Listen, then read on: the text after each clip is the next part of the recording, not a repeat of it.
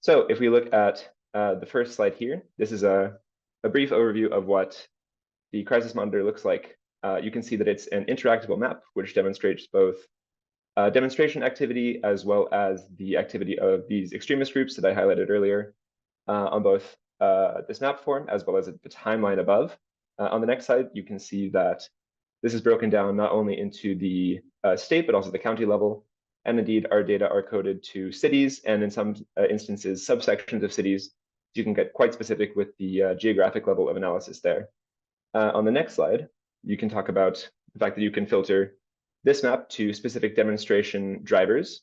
So these are drivers related to immigration, related to abortion, related to access to firearms, related to LGBTQ plus issues, related to sentiment toward presidential candidates, etc.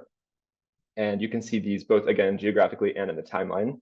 This particular map right now is filtered to Israel-Palestine related activities, specifically demonstrations showing support for Palestine. And this represents a spike in activity around the time of the student encampments earlier this year on the timeline above, as well as the geographic disbursement on the map itself.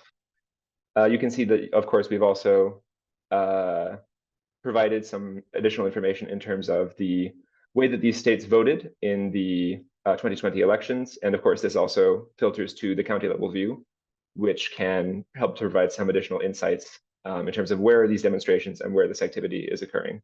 You can see, for example, how useful the state level view for this data can be. This is tracking demonstrations in support of access to abortion in the state of Florida. And you can see, for instance, on the timeline, a huge spike in demonstrations, both around the leaking of the US Supreme Court's draft overturning Roe v. Wade, and then again, once the decision was finally made.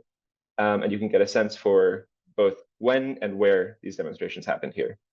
So if you go one slide further, you can see some of the extremist groups that we track, including perhaps most conspicuously Patriot Front, the Proud Boys, etc.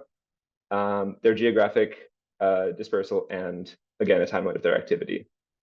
So this, for example, is a map filtered to the activity of the group Patriot Front, and you can see some concentrations of their activity in East Texas, in the Salt Lake City area, in the Northeast.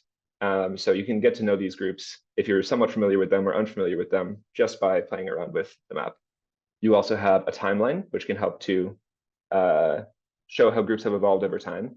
This, for example, is for neo-Nazi active clubs, which are loosely organized under a group called the Rise Above movement. You can see a proliferation of chapters of this group in the United States, beginning in sort of mid-2023 and continuing to present using this tool. So I hope that this has piqued your interest and your imagination a little bit, and that I can convince you to go and check out this tool to put these data at your fingertips